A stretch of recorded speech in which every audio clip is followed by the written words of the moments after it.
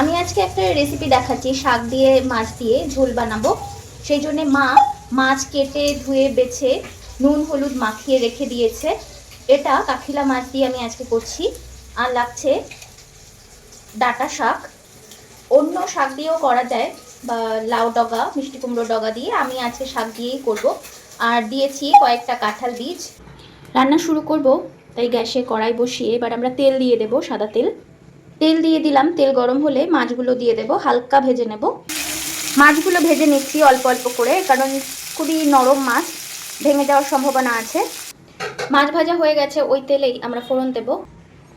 রাঁধুনি দিলাম, কাঁঠাল বীজ আর 2-3 টুকরো আলু দিয়েছিলাম, ওটা দিয়ে দিলাম।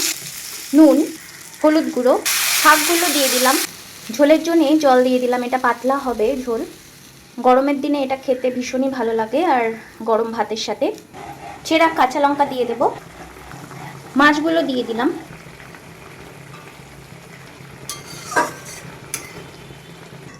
তৈরি হয়ে গেছে আমাদের গরমের দিনে একদমই হালকা পাতলা মাছের ঝোল, শাক দিয়ে আর মাছ দিয়ে।